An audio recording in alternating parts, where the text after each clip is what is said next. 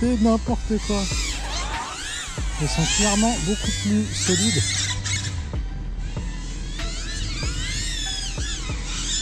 Que des Wipalaski.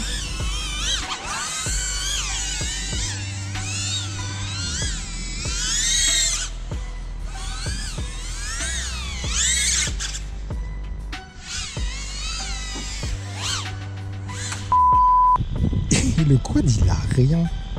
C'est complètement dingue.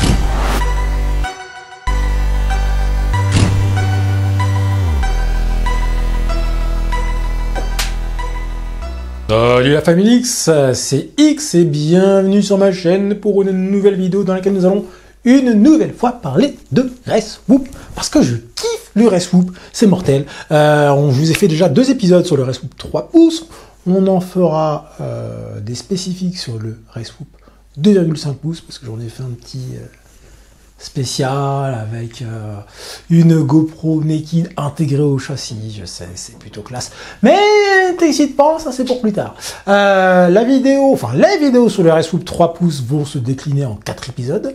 Bienvenue dans le 3e épisode. On l'a allégé, on l'a tuné, on a fait plein de changements, des bidouilles et des machins pour en tirer le meilleur. Voilà, vraiment avoir une machine qui vole vénère. Je vais vous montrer un petit peu comment j'ai allégé le bordel, comment j'ai réussi à lui enlever 50 grammes au bordel et le faire voler comme jaja. Alors on passe à l'hôtelier, hein, on regarde un petit peu tout ça, on va tester ça en vol, bien évidemment, et on reviendra après pour faire de la conclusion et vous dire ce que je pense de cette petite machine. Fort sympathique. Allez, c'est parti. On va revenir un petit peu sur ce projet de Reswhoop parce que bon, vous avez vu, écoutez, globalement ça vole, j'ai pas à m'en plaindre. Je vais me replacer mon petit micro. Mais le problème c'est qu'il est lourd et je le sens, il est pâteau le bordel. Alors, c'est pas à cause des ducs, hein, de toute façon je vous avais montré dans la première vidéo. La frame assemblée faisait 160 grammes, hein, ce qui est loin d'être léger. J'ai des frames 5 pouces qui pèsent beaucoup moins. Voilà. Un duct, ça fait 25,9 grammes, c'est entre 25,9 et 26,1, en tout cas ceux que j'ai. Voilà, et là, quand je pèse Mister, je suis à 446 grammes, .6, c'est énorme, c'est énorme. C'est peut-être le Reswhoop le plus lourd que j'ai vu. Les autres ont quasiment des Reswhoop qui pèsent 100 grammes de moins, donc c'est énorme. Alors c'est un assemblage de plein de trucs, mes moteurs sont lourds, l'ESC avec sa board anti, je sais plus quoi, anti-interférence là, pèse lourd, les câbles pèsent lourd, donc du coup je vais tout raccourcir, je vais mettre une antenne beaucoup plus petite, peut-être même partir sur une antenne comme ça.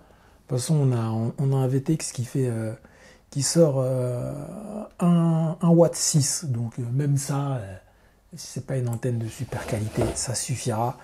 On va vraiment essayer de gratter du poids au maximum. J'ai peut-être même changé les fils moteurs par du fil émaillé pour gagner du poids. Peut-être même changer complètement les moteurs, mettre ceux de mon Dragster, voilà, DF60 Pro 2 en 2700 kV. Je pense qu'ils seront beaucoup plus légers que ceux-là. De toute façon, on va tout peser, on va vérifier. On va voir quel est le plus intéressant, le plus judicieux pour ce build, histoire de gagner en poids. Franchement, si je pouvais descendre à 380 grammes, ce serait mortel. Et si je pouvais descendre encore plus bas, ce serait bien. Bon, je pense qu'on n'y arrivera pas, mais on va essayer de descendre dans tous les cas au maximum. Ok, allez, c'est parti. J'ai démonté un moteur pour voir combien ça pèse. Les moteurs qui sont sur le Reswhoop. Je suis à 34,9 grammes, donc ils sont quand même lourds.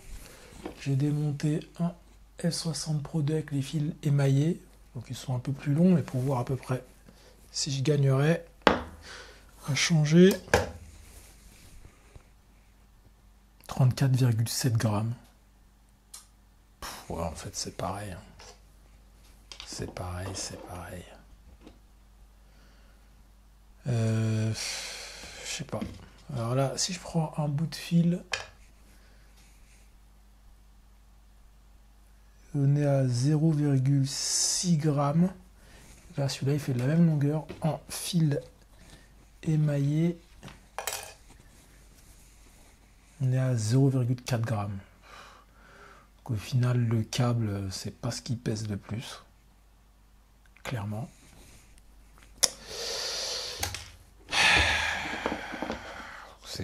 C'est ni sur le câble ni sur les moteurs que je vais gagner. Bon, au moins je sais que ces moteurs-là ils marchent, il n'y a pas de desync, etc. Donc on va garder ces moteurs-là. C'est pas là que je vais gagner du poids. Donc il faut que je trouve d'autres choses. Déjà je peux gagner du poids sur l'antenne. Clairement, je vais essayer de changer les TPU, mettre une caméra nano plutôt que micro. Faire une autre monture pour la caméra et on va essayer de gratter sur les TPU. Je vais virer tous les TPU, raccourcir les XT60. Voilà, on va essayer vraiment de gratter au maximum. Si on peut arriver aux 400 grammes, ce serait bien, mais je pense que ça va être compliqué. Dans ma quête de sauvetage de poids, je vais virer là la petite plate anti-parasite qui est livrée avec le Rush. Je vais garder juste un condo simple. Ça peut me faire gagner 4-5 grammes, ce serait pas mal déjà. De toute façon, c'est ça, on va essayer de grappiller quelques grammes par quelques grammes. Et puis comme ça, petit à petit, grappiller. J'ai peut-être viré l'immortalité et mettre l'antenne à câble là. Je vais raccourcir tous ces câbles là. Alors effectivement, c'était pas le bec de l'AFC qui a lâché, en fait, c'est que mon câble était sectionné, en fait, le câble d'alimentation. Voilà. Donc c'est une erreur de ma part. Je crois que il était enserré entre le carbone et un duct et ça l'a sectionné. Enfin bref, on va vraiment réduire tout au maximum. Le buzzer, je vais le souder directement sur la carte. Là, on va vraiment essayer de virer le plus de fils possible. Vraiment tout raccourcir au maximum. Voilà. Peut-être même raccourcir les câbles moteurs aussi. On va voir. On va vraiment essayer de tout raccourcir. Et mettre, voilà, vraiment tout faire au minimum. On verra bien ce que ça donnera à la fin. Voilà. Ouais, alors, il y a des manières très très très simples de gagner du poids. Voilà ce que j'avais à l'arrière du quad. Une antenne TBS. Un support en TPU, le MMCX vers l'antenne et une immortalité. On est à 19,9 grammes. Je vais remplacer ça par une antenne bâton et une antenne filaire. On est à 1,3 grammes. Vous voyez, je gagne quasiment 20 grammes juste en faisant ça. Sinon, je peux faire ça, plus une petite antenne de meilleure qualité. On est à 2 grammes. Voilà, je gagne 18 grammes là. C'est énorme. Bon, on continue d'alléger ce gros lard. Alors, attendez, en fait, vous voyez pas l'écran. Vous voyez pas l'écran. À cause de l'angle. C'est chiant. Bon, bah, je vais vous dire les chiffres, parce qu'on peut pas voir l'écran. Alors, à la base, avec cette caméra et cette monture, on est à 20,6 grammes. J'ai imprimé une monture et changé de caméra. Je suis à 14,3 grammes. Ah, pas mal déjà. On gagne pas mal ici. Ma monture de GoPro, à la base, je mettais ça. Hop, hop. On est à 26,2 grammes. C'est énorme. 26,3 grammes. C'est vraiment énorme. Là, je vais remplacer ça par juste une vis, la base de la monture et un serflex. Là, on passe à 12 grammes. 12,1. Donc, on a perdu 14 grammes. C'est énorme, le gain. Franchement, c'est énorme, énorme, énorme. Attendez, on voit pas grand chose.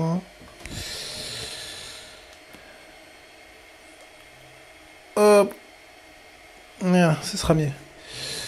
Voilà, on va gagner ici. J'ai fait quoi d'autre comme amélioration?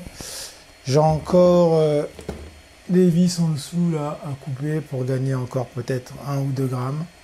Et voilà, on devrait passer sous la barre des 400 grammes, donc avoir gagné quasiment 50 grammes. Donc c'est quand même pas rien sur ce type de petite machine. Donc comme je l'avais dit, on est à 398 grammes là avec la monture GoPro qui est ici. Le but ça va être de réduire au maximum le poids. Hein, donc on va virer la monture GoPro et on va monter dessus une GoPro Naked. J'ai modifié un petit peu les montures qui existent. Je suis en train de la mettre à jour avec le firmware 1.6 qui marche le mieux avec RSGo. Et donc on va essayer de descendre le poids hein, et de... Allez, si on peut être à 310 ou 320 grammes avec la GoPro, ce serait mortel. Voilà, on va tester, on va essayer de faire ça. Alors la monture actuelle fait 19,8 grammes. Hein, donc sans la GoPro bien sûr. Et là, on va passer à 5,5 grammes. Et avec la GoPro hein, complète, on est à 29, ouais, on est à 30 grammes quoi. Vraiment, on va gagner beaucoup de poids. Beaucoup de poids. Eh ben, on est pas mal. On est à 408 grammes. Enfin, 409, on va dire, avec GoPro. C'est top. J'ai même dépassé mes attentes. C'est cool. On est bien, là. Bon, voilà, on est parti. Hein. Tout est OK, normalement. Il y a même des bébés guêpes sur mon quad. Bon, bah, désolé, hein. Toi, tu vas voler, hein.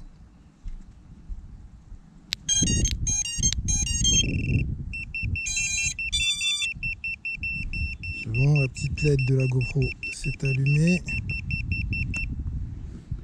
J'allume la GoPro. Pas trop de monde pour une fois. Allez.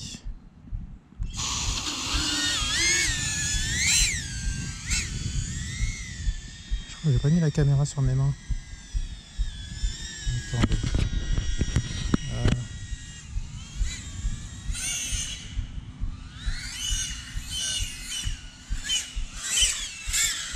Il y a un truc qui... Je crois que ça touche.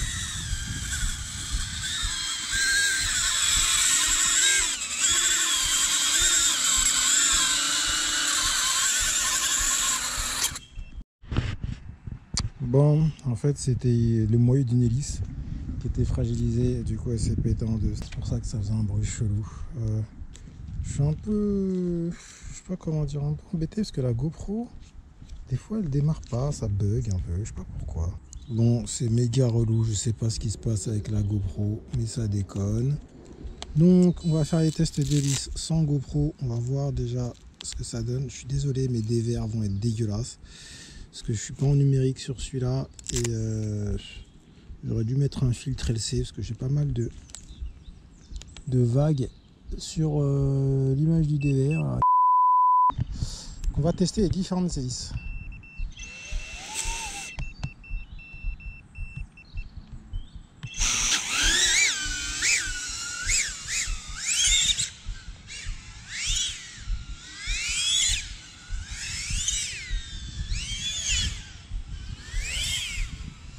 C'est pas mal, mais j'ai pas un contrôle de dingue.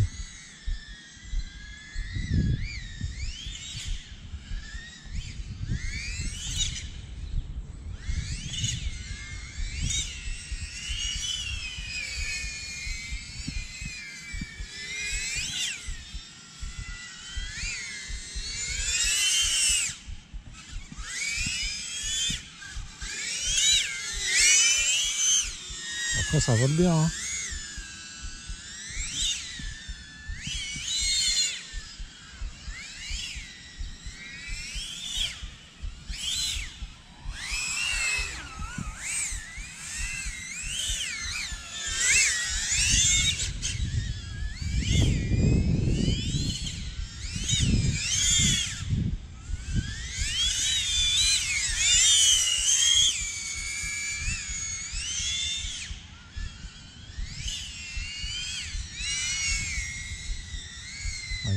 qui arrive. Attention.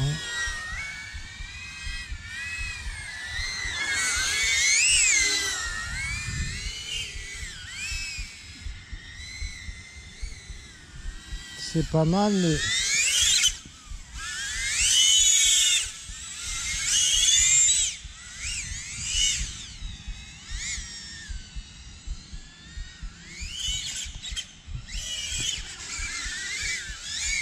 C'est pas mal, c'est pas mal.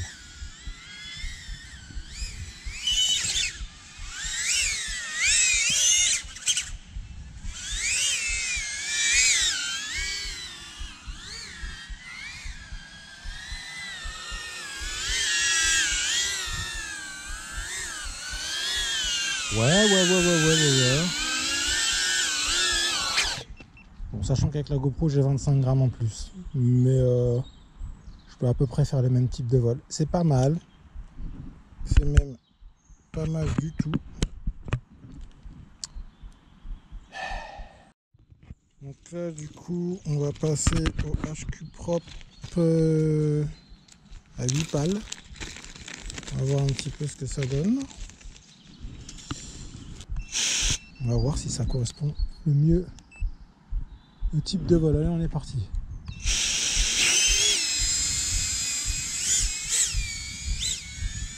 Ça fait moins de bruit. Ouh, ça avoine pas mal.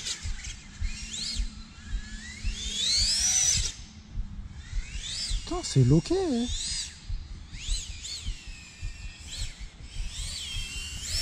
Alors j'ai l'impression qu'à bas régime, j'ai moins de vitesse. Quand je pousse, j'en ai beaucoup plus. C'est beaucoup plus silencieux. Wow, la réactivité du bordel. Ah ouais, les Rubik's Cube sont beaucoup plus... Ah ouais, j'ai beaucoup plus d'accroche, hein. Ça, c'est le fait d'avoir plus de pales.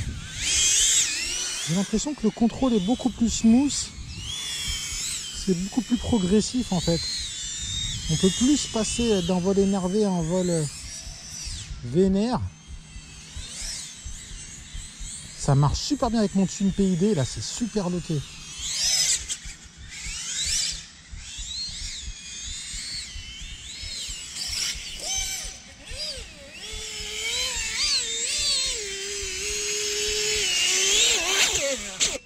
Alors le ressenti en vol, il est ouf. Par contre, c'est exactement ce que je craignais.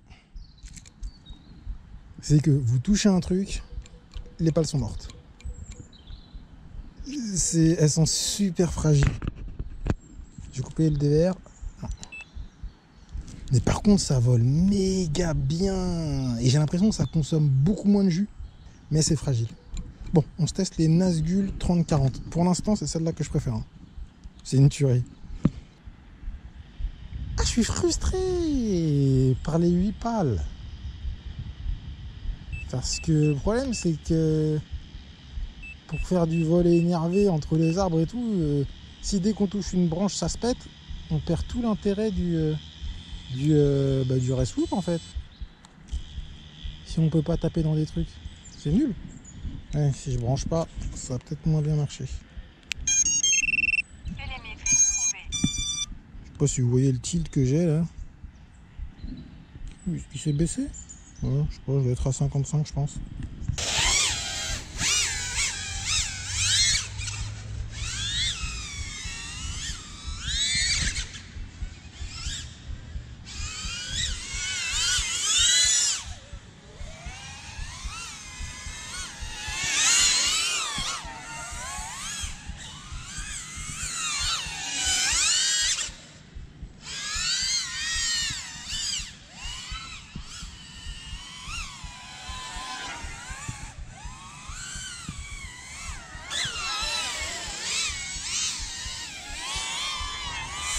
C'est vraiment le meilleur compromis entre les 6 pales et les 8. Enfin, les 5 pales de Gemfan et les 8. On va se poser. J'ai énormément de parasites sur l'image. C'est chiant. J'ai une image dégueulasse.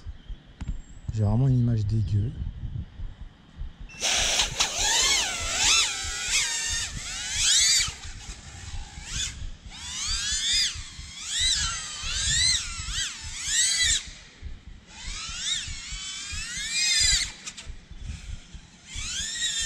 Oula, j'ai aucun flow, j'ai aucun flow.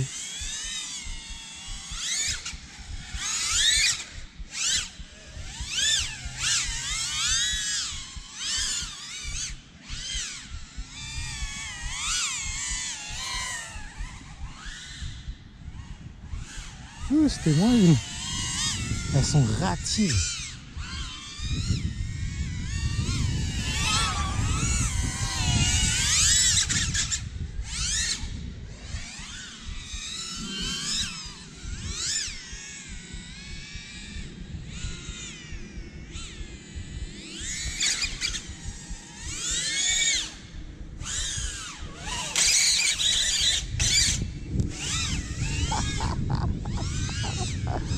C'est n'importe quoi. Elles sont clairement beaucoup plus solides.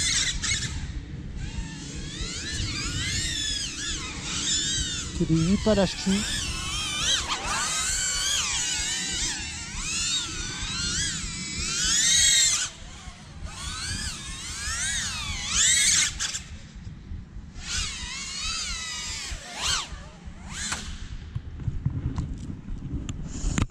Ouh. Et le quad il a rien. C'est complètement dingue. Mais ça vole hein. Oh ça vole vénère. Et bien voilà, la vidéo touche à sa fin. Bon, malheureusement, j'ai eu quelques petits soucis avec la GoPro Naked qui est posée sous la batterie. Donc désolé, hein, ça a été du DVR. En plus, un peu dégueulasse parce que j'ai des problèmes de réception. J'ai été habitué au numérique. Donc j'ai arrêté de chercher les problèmes de parasites, de machin, qui fait que la vidéo analogique est pas propre, machin. En numérique, tu mets un condo sur le SC pour protéger l'électronique des pics de tension, et basta, terminé. L'image, elle est toujours nickel, t'as pas de parasites bizarres. Là, malheureusement, c'est pas le cas. J'ai bien sûr résolu le problème depuis. Donc, dans la 4e partie de cette série de vidéos sur les RSWOOP, on aura les images de la caméra Naked en HD. Vous allez voir que ça bombarde. Franchement, c'est une dinguerie. C'est vraiment une dinguerie. C'est fou. C'est fou, c'est de la folie. Donc on verra tout ça. J'espère que cette vidéo vous a plu. Si c'est le cas, n'hésitez pas à mettre un petit pouce bleu. Ça fera en sorte que la vidéo sera référencée et plus de monde pourra la voir. Merde, ne gardez pas mes vidéos pour vous. Partagez-les un petit peu. Faites en sorte qu'elles soient connues. Bordel de merde. Je compte sur vous. Abonnez-vous à la chaîne. Si ce n'est pas encore le cas, il faut s'abonner. C'est super important. Laissez un commentaire. Voilà, qu'on puisse partager tous ensemble, et puis c'est tout. Je vous dis à très bientôt pour de nouvelles aventures en vidéo. Il y a bientôt un giveaway d'ailleurs, parce qu'on est 10 000 maintenant. Et ça, je pourrais pas assez vous dire merci. C'est un truc de dingue. Mais on en reparle plus tard, il va bientôt y avoir un giveaway, une radio et un quad, parce que moi je suis comme ça. Appelle-moi Papa Noël, mon gars. Eh ouais. Allez, à bientôt, porte-toi bien. Salut. Il y a celle-ci là en partie d'un précédent. Il est vertical. Ah ouais. Une voile verticale pratiquement.